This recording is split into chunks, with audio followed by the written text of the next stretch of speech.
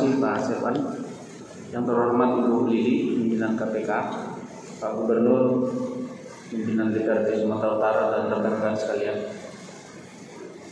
Ada 4 hal yang ingin saya sampaikan Bu Lili. Yang pertama, contoh di kepulauan kami di Nias, tadi sudah disebutkan Nias Barat, Nias Selatan, Nias Utara, berada di penilaian terakhir. Ini pengumuman ini udah dari 5 tahun yang lalu ini saya dengar, saya baca di media elektronik. Namun saya setuju dengan pembicara sebelumnya, hingga hari ini belum ada KPK turun ke Nias secara serius untuk menegakkan hukum, menangkap atau paling tidak mengadakan seminar seperti yang kita laksanakan hari ini. Mungkin kalau KPK sering turun ke daerah melalui tadi ada mungkin korwil atau lainnya, bisa menekan angka, dan tentu harapan kami sebagai masyarakat kepulauan, kami juga ingin daerah kami terlepas dari indeks penilaian yang buruk. Mudah-mudahan bersama saya datang ke Pulau Nias, Pak, karena memang waktu pertemuan pertama sekali saya ke Sumatera Utara, teman-teman mengatakan bagaimana beli silakan ke Nias untuk melihat wilayahnya, karena secara MCP tidak bisa naik-naik, Pak. Jadi selalu di merah, dan ini sangat menyedihkan. Tentu saja kalau merah dalam MCP 8 area intervensi, tentu masyarakat tidak bisa menikmati apa-apa. Fasilitas buruk, jalan buruk, fasilitas tidak jelas, listrikan, kesehatan, pendidikan, hak yang lain misalnya, atau kekurangan guru misalnya gitu. Nah, sehingga kemudian teman-teman sekarang Pak Dwi tentu akan menjadi catatan terkait wilayah-wilayah yang memang disebut. Saya kira masalah integritas pejabat ini dimulai dari perekrutan.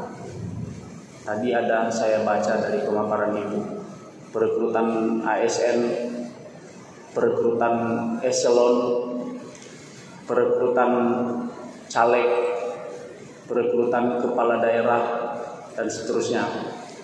Fenomena yang terjadi, dan saya melihat hingga hari ini KPK masih belum menyentuh ranah soal rekrutmen kepala daerah.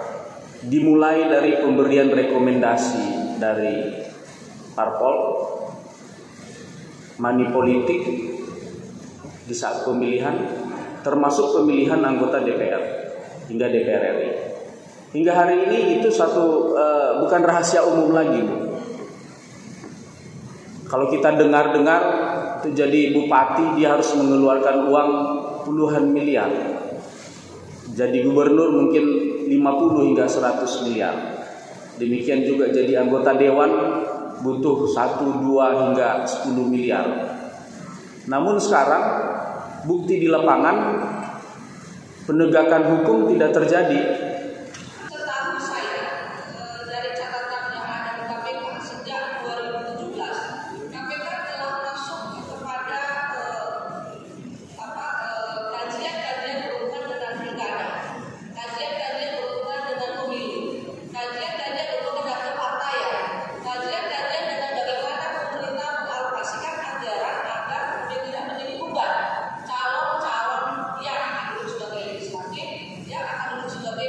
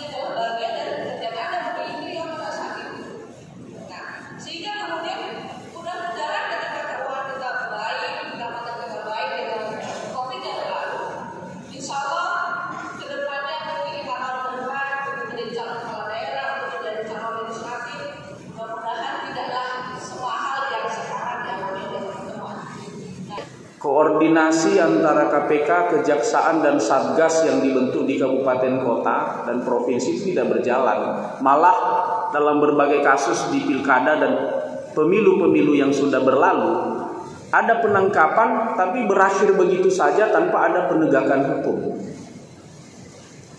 Nah, mungkin kalau ini dilakukan dengan benar, saya yakin harapan dari pembentukan KPK dan harapan dari bangsa dan negara itu ke masyarakat bisa terjadi. Tapi kalau sistem ini masih terus berlangsung dari tahun ke tahun, yakinlah Bu, penegakan hukum, pemberantasan korupsi, harapan kita semua ini tidak akan terjadi. Kalau cara-cara yang seperti ini tidak bisa disentuh oleh penegak hukum termasuk KPK.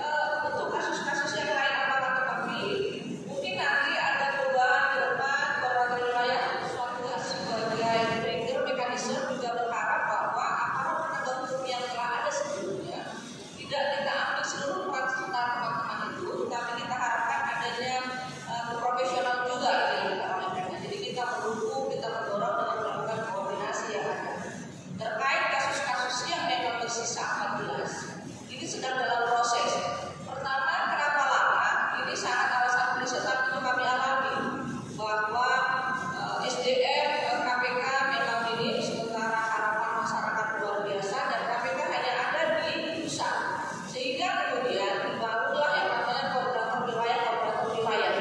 Dahulu ada 9 koordinator wilayah yang bisa menjangkau 34. Bicara soal kita di Sumatera Utara seperti semboyan yang disampaikan atau visi misi gubernur Sumatera Utara yang bermartabat, memang arahnya jalannya sudah dirintis oleh Pak Gubernur, tapi saya masih melihat perilaku yang belum tegas ya, untuk menertibkan sampai ke bawah, sehingga harapan kita untuk menjadikan Sumatera Utara bermartabat ini jauh dari yang kita inginkan. Jadi dengan kehadiran KPK dan kita semua sebagai masyarakat atau wakil rakyat, hal ini bisa terjadi. Terima kasih.